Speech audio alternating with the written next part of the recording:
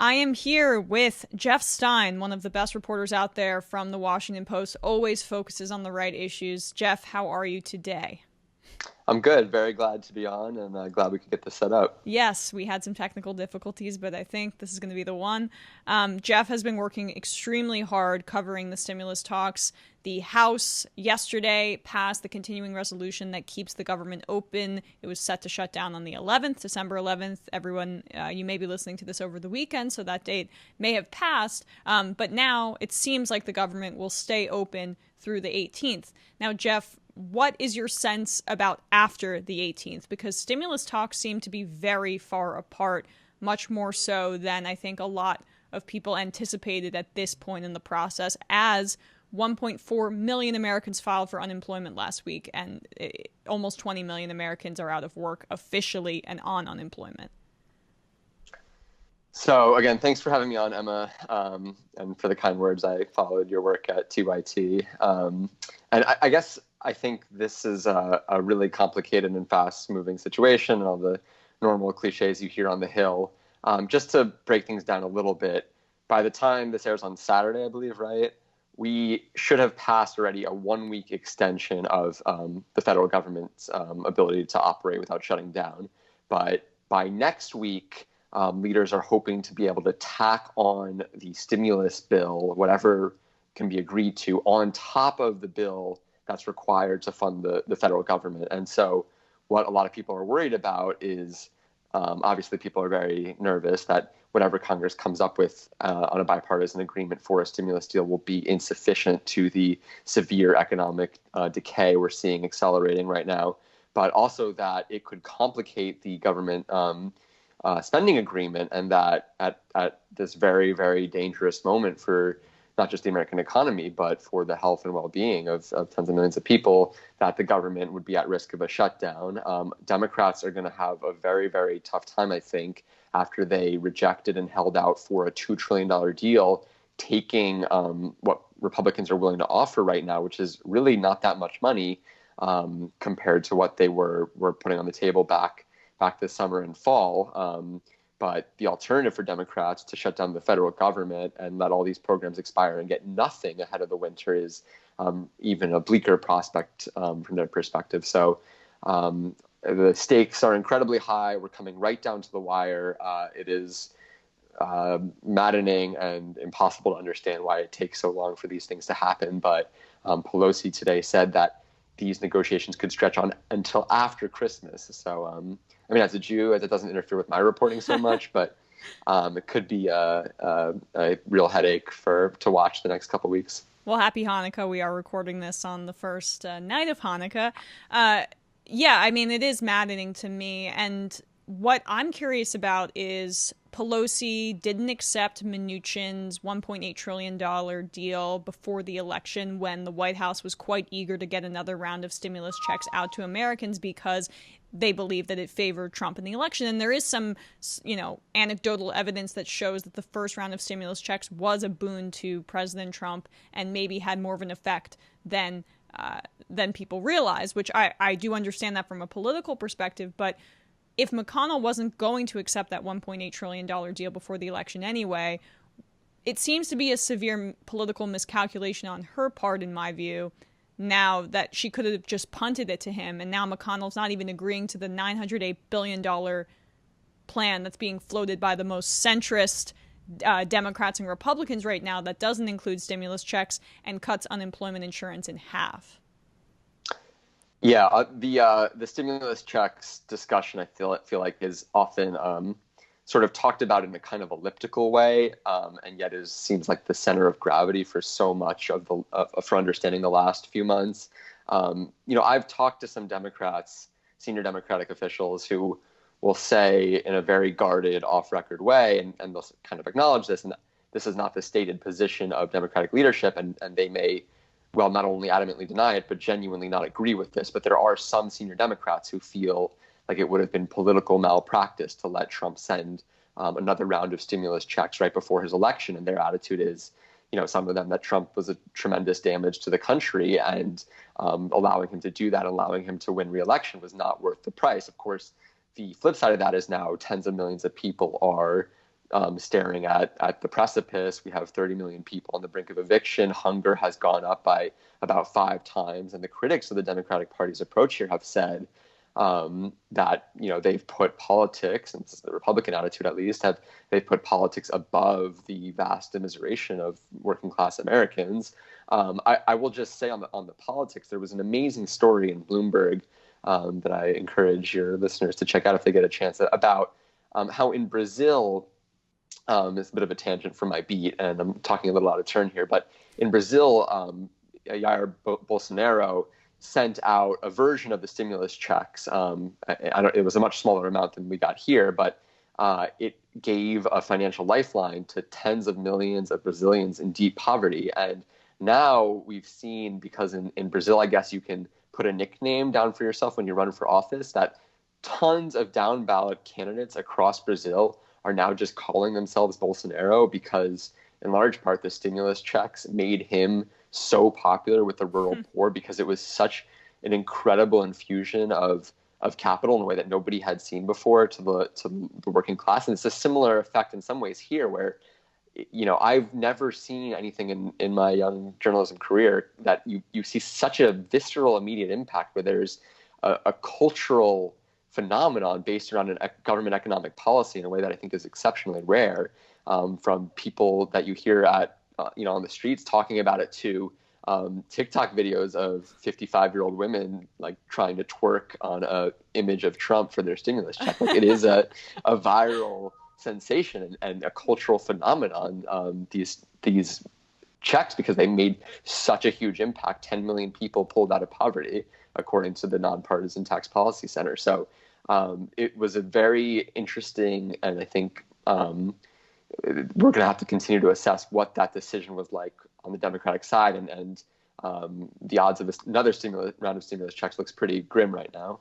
Well, certainly. I mean, but the weird part of it is, say in some wonderful world, the Democrats, that's my view, take back both Senate seats in Georgia, right? And then it's a 50-50 split, and then Manchin would be the kingmaker there and would be the decider, to borrow Bush's term, on the stimulus checks there, pretty much, right? And then, like, in my ideal world, they would pass another round of stimulus checks after those Senate seats were potentially won, and then Biden would get that political capital that Trump got. But Pelosi seems to be completely disregarding the prospect of stimulus checks, because the White House is now proposing, we'll give you half of that, $600 in stimulus checks, but no unemployment insurance whatsoever, which is obviously a non-starter.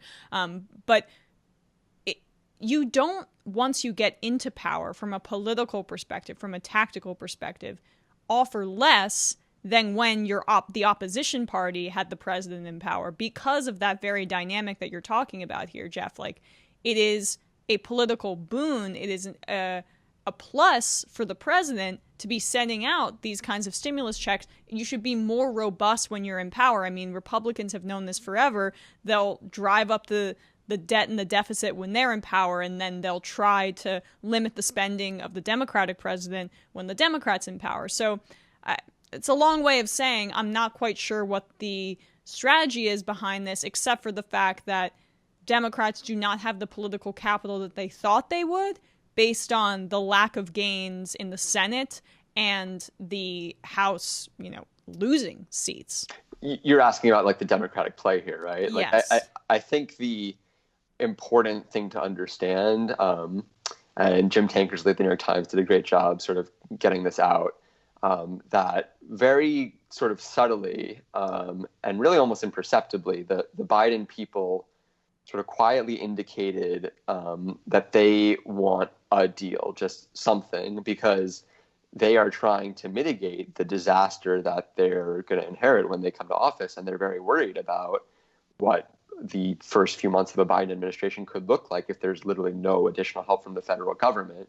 But at the same time they did that, they knew that they couldn't, or at least they didn't want to, publicly undercut the Pelosi-Schumer position. And so as a result, you saw these sort of careful leaks that sort of indicated that the Biden people want to get something done, but didn't sort of throw Pelosi and Schumer under the bus for the negotiating strategy for the last few months. Pelosi has fielded a number of questions from reporters about, you were holding out for over $2 trillion in the summer and fall. Why are you okay with $908 billion, which is the framework that she backed? Why are you okay with that now? And her answer has been that the two key differences are that Biden will take the virus more seriously, so the need for a bigger package is diminished, and that we've had positive vaccine news, and that therefore there's this light at the end of the tunnel. I think skeptics of that would point out, that the vaccine news has been there for a long time, and that vaccines don't pay your rent. I will be that skeptic and say that.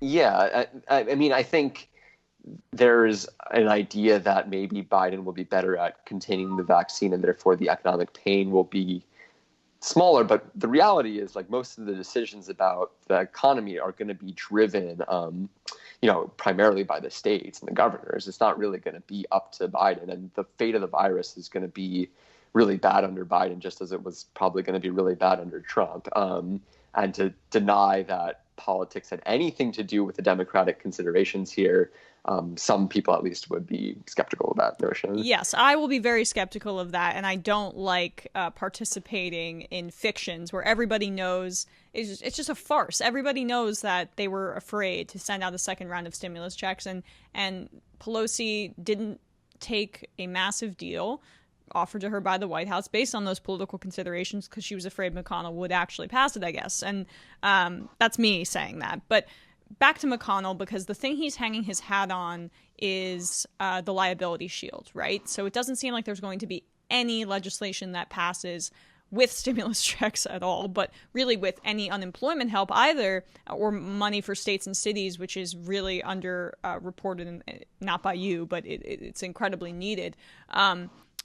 Without this liability shield. And I think a lot of people may think they know what it means, but they may not know fully to the extent what the liability shield entails. So can you explain that? Yes. The liability shield as proposed by McConnell and Senator John Cornyn of Texas would effectively immunize corporations, but also charities, nonprofits, universities. They sort of added those later. I think skeptics would say in order to make the liability shield seem more politically palatable and not just a giveaway for big businesses.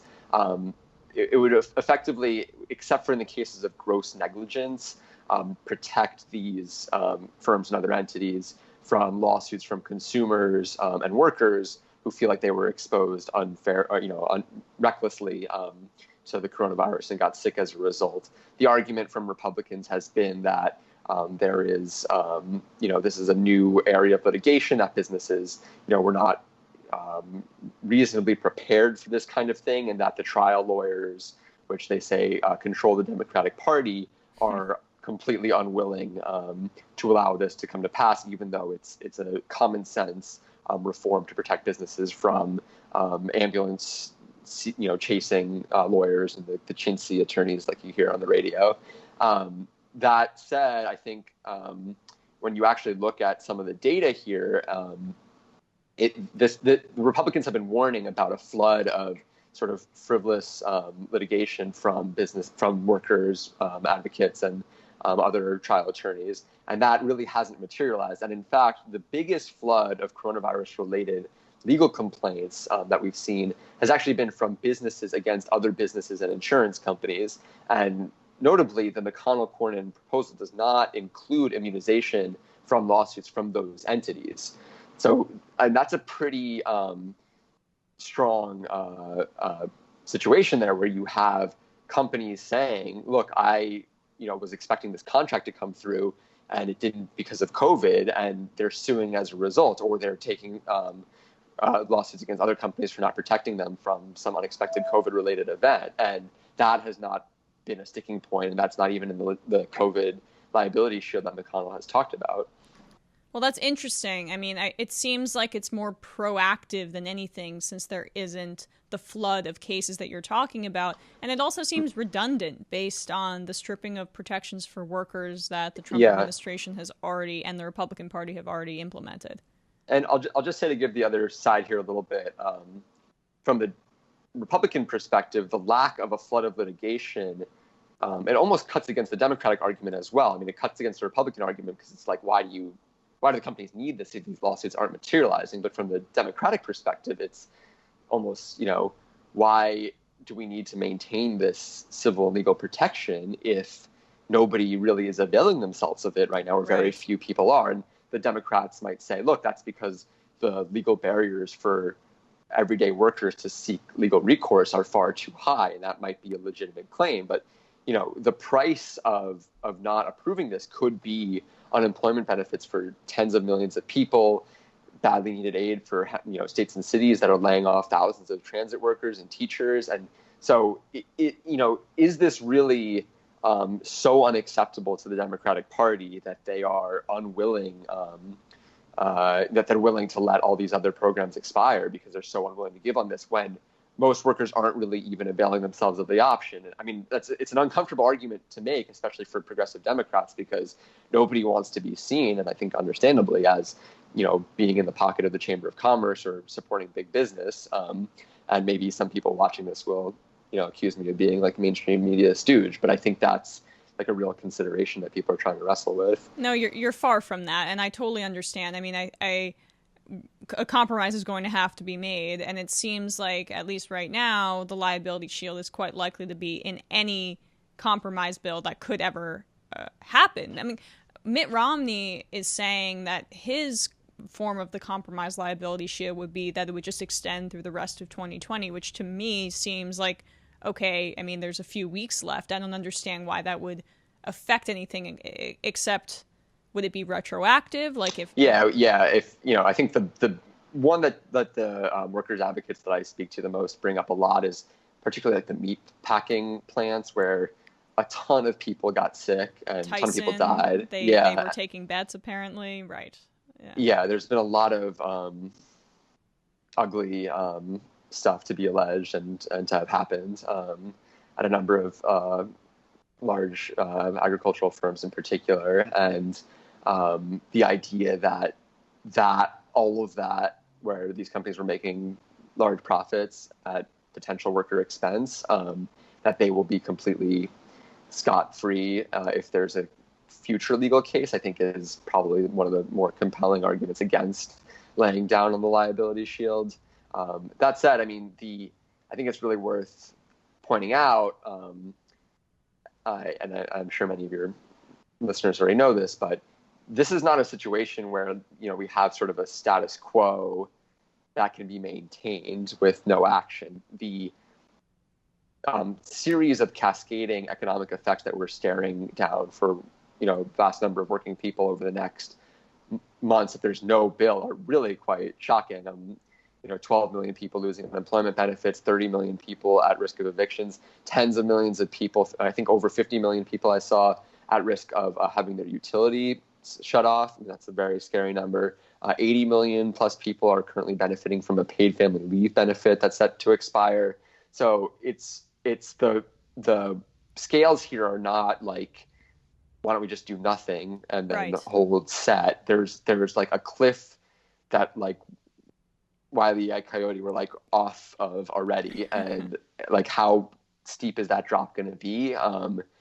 Like, can we get a trampoline or some cushions under it at some point? I think it's like is really worth keeping in mind, and not just thinking that if they do nothing, then things are going to stay the way they are. We're looking at such a tremendous spike in cases. The number of, as you mentioned at the top, the number of jobless claims is really accelerating in a scary way. So all things to consider. Yeah, I mean, and we're seeing people forced to pay rent on credit cards at a number we haven't seen before. Just massive proportions of Americans behind on their rent and housing payments, and the cascading effects, as you say, could irreparably harm human beings and also the long-term health of the economy in the United States. So it's nothing to toy around with. Last question, really, what is your prediction? I think there are so many moving parts. As I said, Georgia is so key, and we'll find out at the beginning of January. Likely, I mean, it might take a while to count some of the votes, but who is going to be in those two Senate seats, and if we will have a 50-50 split with Kamala Harris as the tiebreaker, or if Republicans will retain the majority, which I think could really throw a wrench in any potential progress in the Biden administration. So based on the next few weeks and the rest of 2020, do you think something will be passed, and what do you anticipate it will contain? I bet it will contain the liability shield, potentially the $300 extension of unemployment. Do you agree with that? And no stimulus checks? That's kind of my sense of it. I remember this July I tweeted something like I expect a bill to be put to a vote in a couple weeks. That was really wrong, and so I feel like my predictive capacity is not great. Shout out to MBET that called all of the elections perfectly in 2016. But I think on the question of what I predict happening, I think what is most likely at this point is they will tack on the most sort of bipartisan, slimmed down measures. So no liability shield, maybe only limited UI, maybe some small thing on state and local, and they'll add that to the government spending bill and pass that, but it'll be a lot smaller than the $900 billion package we're looking at.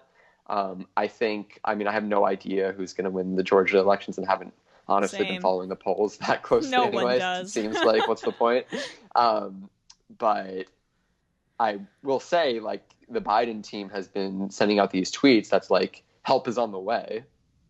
You know, like hang on, relief is coming. And, you know, I understand that there's like political communications incentives maybe for saying those kinds of things, but like I don't think they know if that's true, because we don't know what's going to happen with the Senate, and we don't know what McConnell would do if Republicans keep the Senate. And so it's very possible that there's a deal that Democrats can reach with McConnell, and that he'll be willing to do that. And my senses from the Republican sources I talked to are that McConnell actually like does want to do something. I think he thinks he has the leverage now, which I think he does, and I think he thinks that what Democrats want is unnecessary. But he certainly wants to do small business aid. He's shown an openness to some versions of UI at various points. So, you know, maybe he'll play ball, and there are indications that he wants to do something. But the idea that like Biden's going to get sworn in and we're going to do a $3 trillion stimulus seems to take a lot of sort of logical leaps that I don't know how anyone can be assured of. Yeah, I would not bet on that. Jeff Stein of the Washington Post, truly just follow his work if you want to be up to date on everything regarding the stimulus and budget negotiation talks. Thanks so much, Jeff. Can you tell your followers to stop asking me about their checks? Yeah, please? Stop asking Jeff about your check. Reach You out heard to it your here first. representative, reach out to your senator, not Jeff. Jeff is not in charge, even though he knows everything about them. Thanks, Emma. Now I will be obliged to come back on whenever you want. Okay, so awesome. Thanks so much for coming. Thanks a lot, Emma. Bye. Thanks, bye.